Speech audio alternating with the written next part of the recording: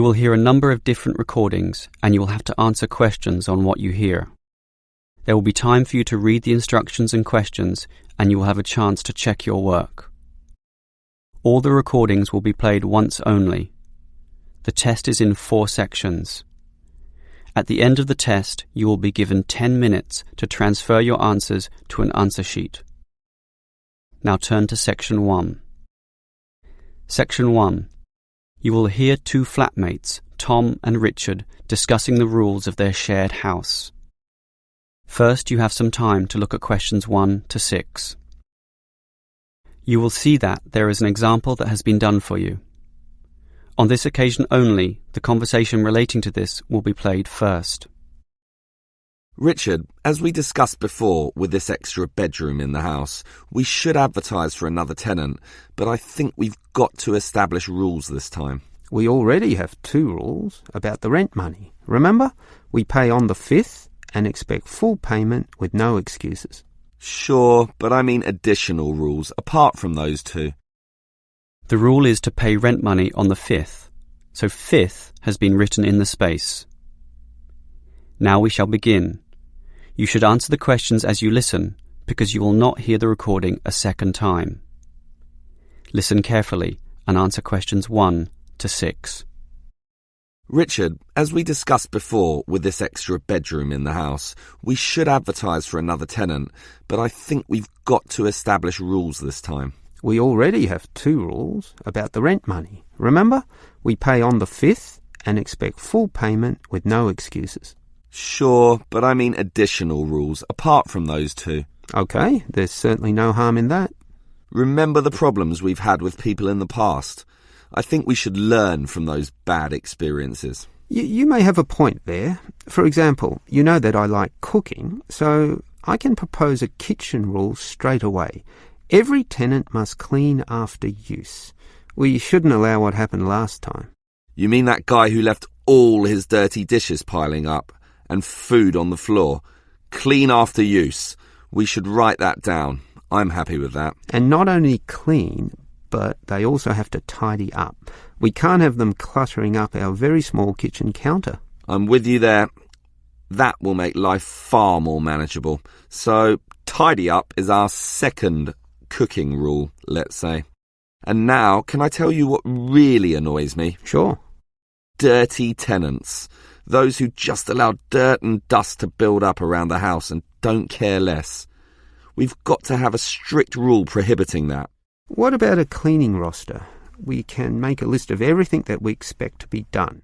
Carpets vacuumed, furniture dusted, toilet cleaned, and so on. And everyone is required to take turns. First my turn, then your turn, then the third tenant's turn. This spreads the load so we can keep the apartment very clean. I'm happy with that. Otherwise, one person will be working harder than the others. But how often do we do it? Every day, twice a week, or once a week, or what? Every day. What do you think? Too often, I would say. Well, every 3 days then. I don't know. We're all busy with part-time jobs and study. I'd say that once a week is good enough. It's probably what most households do, anyway. All right. Let's run with that then. As long as we do clean regularly and well. Okay, are there any other rules? What about music, loud TV, that sort of thing? I want absolute quiet at night because I go to bed early in order to get up early for my job. So, why don't we say no noise after, say, 11 at night? Earlier than that, 10 p.m. That's consistent with most rental properties, and no overnight visitors either. You're right. That caused a lot of problems when the last tenant brought his drinking buddies in for the night. So, we prohibit late night noise and overnight visitors as well. That sounds good to me. Before you hear the rest of the conversation, you have some time to look at questions 7 to 10.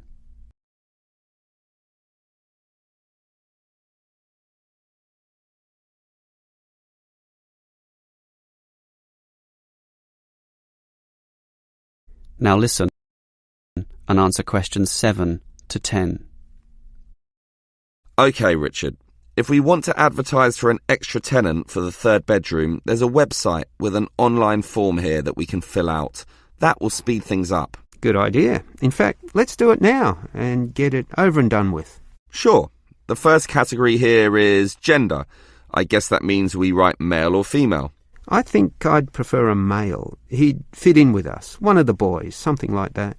Sure, but that might limit things, and I'd say a female might be just what this household needs. Why don't we say any and let fate decide? See who turns up and judge them as they come. Okay, I'll type any. So now we move on to job. What sort of job do you want them to have? To me, it doesn't matter. Doctor, lawyer, cleaner, as long as they have a job, of course. Unemployed tenants can be a problem. Just type in must have. You mean a job? Yes. Must. Okay, that's done. Now, how much should we ask them to pay? $180 would be about 1/3 of the total rent.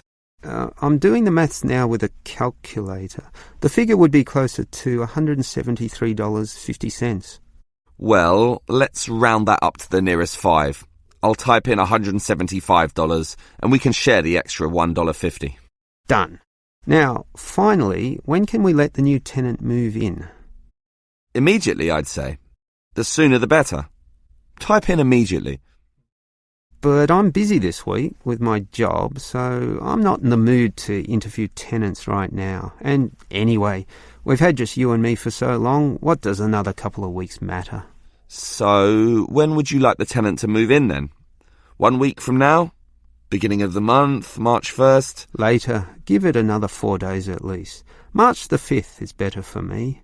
Okay, I'll type that in. It should be fine. Any later than March the 8th and I'll be too busy with my exams. And that's about it. That is the end of section 1. You now have half a minute to check your answers. Now turn to section 2. Section 2. You will hear a police officer giving a lecture to some overseas students about ways to minimize risk in public. First, you have some time to look at questions 11 to 17.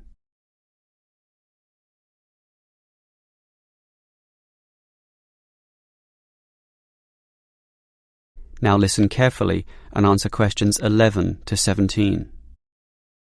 Hello, everyone. As new students, having just arrived, it is important that you are conversant with some of the aspects of living safely here. Let me immediately say that, in contrast to the high crime rate in other cities, ours is very low. Nevertheless, there is some advice that would be considered prudent in even the safest of places. It is therefore in your interest to look at this map of the city and familiarise yourself with its areas, some of which may not be as safe as others, particularly at night. A little research now in this respect will obviously help you a great deal. For this reason, we have provided a variety of brochures and information leaflets which we encourage you to take and read. In addition, you should talk to people you know, to your homestay parents and teachers, and get a feel for the situation both in the neighbourhood where you live and the city at large. Now, you should know about the police presence in this city. There are local police stations in every suburb, but not all of these are open 24 hours a day. For that, you need a main station, of which there are many, and you should familiarise yourself as to the location of the one nearest to you. Moving on, many of you might like to go out at night. So, you should also familiarise yourself with the public transport system. It could put you at risk if you are wandering around lost in the late hours of the night, particularly if you are a woman. Our city has a fairly good public transportation system, but not all of it operates necessarily to late hours. For this reason, you can avail yourself of the special late-night buses known as night birds, which operate along most major routes. Again, collect one of the brochures on the table here for the night bird timetables. Finally, if you do feel there is an emergency, you can dial 000. However, this does not take you through to a police station, but rather an operator. This operator will question you as to the nature of the problem and then send your call through to the relevant department, police, fire, or ambulance, as the situation demands. This may take up valuable time, and for this reason, we suggest that you find the emergency number of the nearest main station to where you live. This will speed up the process should you need police services in the event of a serious problem. Having said all this, let me remind you once again that this is a very safe city, and we don't expect any problems to occur. Yet, it always pays to be prepared. Before you hear the rest of the talk, you have some time to look at questions 18 to 20.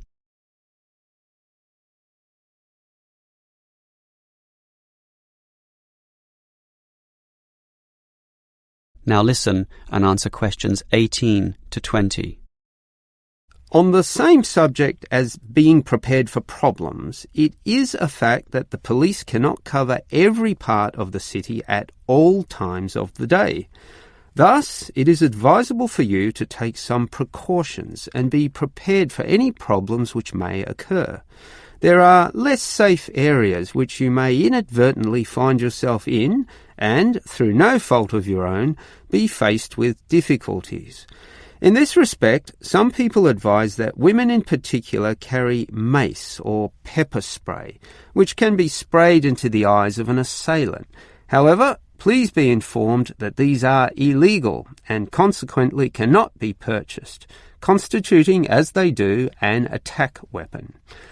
On that same theme, any knives or small arms, while perhaps being legal in your country, are illegal here and must not be carried on your person. One thing you can carry, however, is a personal siren. In the advent of a problem, you just push a button and the siren will sound loudly, drawing such attention that any assailant almost invariably flees immediately from the scene. Moving on, you may wish to stay out late, to have fun or see the sights of this city at night, and we do not necessarily discourage that. However, we do advise that you confine yourself to areas that have sufficient street lighting or illumination. In the course of your activities, you may well meet strangers, but if this happens under clearly lit areas, visible to everyone in the vicinity, statistics prove that in almost all cases, nothing will go wrong, particularly if you carry your siren. Above all, the greatest rule is simply to exercise discretion and intelligence when you go about your business. All the rules that I have given are simply based on this, and by following them all, your stay here will be both enjoyable and safe. That is the end of section 2. You now have half a minute to check your answers.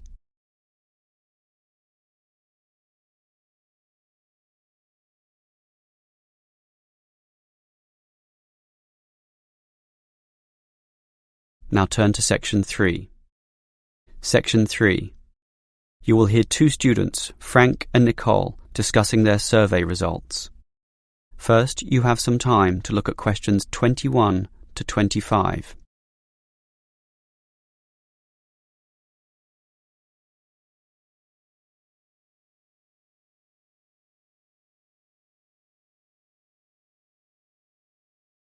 Now listen carefully and answer questions 21 to 25. OK, Nicole. Did you interview the required 50 people? Yes, I have them all here. I had intended to talk to over 50 actually, but I could only talk to 46 in the end, all students from the university. It should be fine for our purposes, and it was interesting actually to hear what they said. I was hoping for 50 to make a round number. Better for statistical purposes, but 46 should be okay. I think so. What was interesting was that many of them were not happy with the staff here. Really? What proportion? Well, 1/4 of them said the staff were okay, and another 10% said they were good, which together makes about 1/3, So basically the rest of the people I interviewed weren't happy in this respect. So, what was the main cause of complaint? Well, it's rather mixed. A lot of the foreign students complained about the homestay accommodation and the attitude of the homestay officers when dealing with these issues. Most of the foreign students said this actually, but the bulk of the mainstream students had concerns with the attitude of the teachers. It seems they feel the teachers don't care enough, and facilities weren't that important, relatively speaking. I think the teachers here are okay. Don't you think so, Nicole? Personally, I'd say most of them are fine. But obviously there are a few I'd say need to improve in their commitment to helping students. Oh, not many though. Only about 10% maybe. More, I'd say. At least 1/3. Wow, Nicole, that's a bit harsh. That many. I'd say 90% of the teachers here are fine. I think I definitely disagree there. Well, whatever the case, the university seems to have some problems. Who should we inform about these findings? The course convener. He runs our programme. Yeah, just a small programme. These problems are serious and university-wide. I think we should talk to the assistant dean at least. Come on, we're just a couple of students. We can't go that high. It's like some cleaners wanting to talk to the CEO. We've got to follow the chain of command and start at the bottom. OK, the course convener it is. Before you hear the rest of the conversation, you have some time to look at questions 26 to 30. Now listen and answer questions 26 to 30. So, Nicole, can you explain the technique you used for interviewing people? Every time I try interviewing, I seem to encounter problems. And yet, you managed to interview so many people so quickly. What's the secret? It's really quite simple. Let me explain it all. The first step, and this is probably the most important point, is to select the position or the location where you're going to do the interviewing. It's got to be a good one. For me, it was the university cafeteria at lunchtime, where people would be relaxed, have time, be sitting down, and be more willing to speak. Ah, clever. But that leads to the next point. Everyone's in a hurry these days, so you've got to immediately confirm that they can in fact spare some moments to answer your questions. There's no point starting and then having them rush off in the middle of the interview. It just ruins everything. Yeah. That's happened to me a few times, actually. And then it's equally important to carefully outline why you want to talk to them in the first place. Some people might think you're a salesman or a busybody or some nutcase from a religious cult. They have to know the purpose and trust you. Now, part of that trust involves guaranteeing that the information will be kept in total confidence. And for that reason, I show how we don't take down names or any personal data. After that, you're ready to begin, but sometimes they're not won over or not ready to give you the time, in which case you remind them about how their information can actually improve life for all students, and that they are actually serving the purposes of everyone by cooperating. Right. Make it seem like a noble cause. It is, in a way. But the last step is not so noble at all. I just offer them a payback, usually a scratchy lottery ticket, if they promise to answer all the questions. Everyone dreams of scratching one of those tickets and winning $1 million, so that makes them do everything you want. Aha, very clever. That is the end of section 3. You now have half a minute to check your answers. Now turn to section 4. Section 4. You will hear a lecturer discussing human resource management. First, you have some time to look at questions 31 to 30.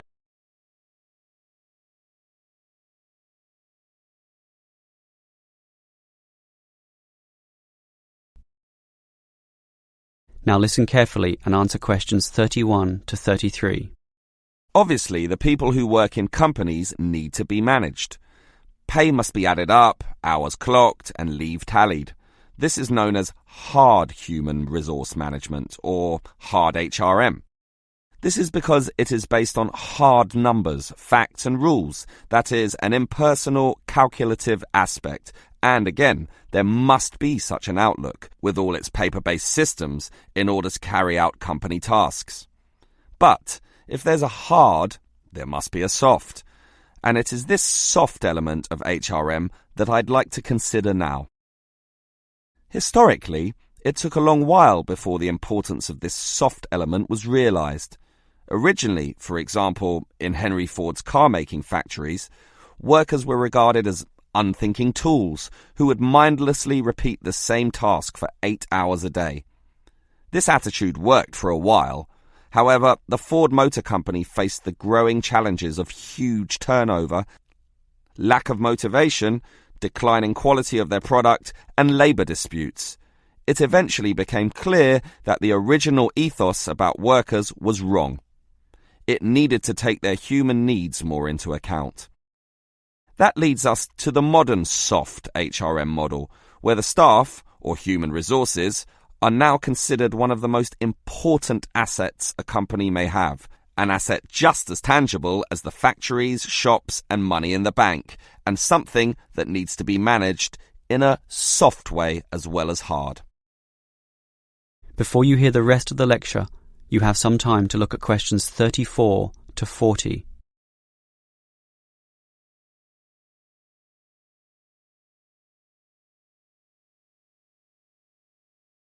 Now listen and answer questions 34 to 40. So, what is soft HRM? It basically involves 3 elements. One is motivating your staff. The second is making sure they stay with your company, that is, reducing turnover. And remember, turnover costs money, diverts resources, disturbs the system, and you may be losing a lot of experience there in just one staff member. The third element is using the staff in the best way, in a way that gets the most out of them. All of these elements are closely related and sometimes overlap, but are still distinct enough to be considered separately.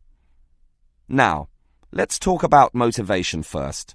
Obviously, people will work harder if they feel good about being where they are.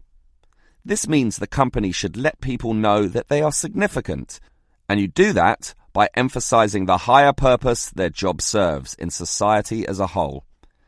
And this sense of higher purpose will drive people onwards. So, for example, if the company makes paper, have a motivation session, letting them all understand the importance of paper to modern society, and it is important.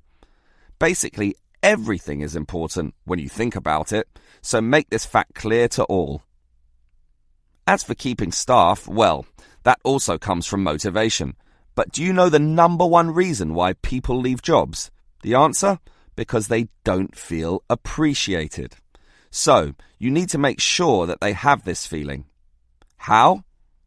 At its simplest, the boss can say thank you to the staff. You can remember their birthdays, bring out a cake, celebrate milestones, take them to a restaurant once in a while, and say thank you again. But more importantly, mean it sincerely. If this is going to work, sincerity is very important here. Well, we've motivated the staff and retained them with the company, so now we've got to use them optimally. This is often done by getting them to participate more in the key decisions. This has 2 advantages. 1, the employees feel more in control of their destinies, helping again with motivation and retention. And 2, the company tends to make better decisions. Remember, often it is the people closest to the customer who can really tell you the very best things about what works and what doesn't.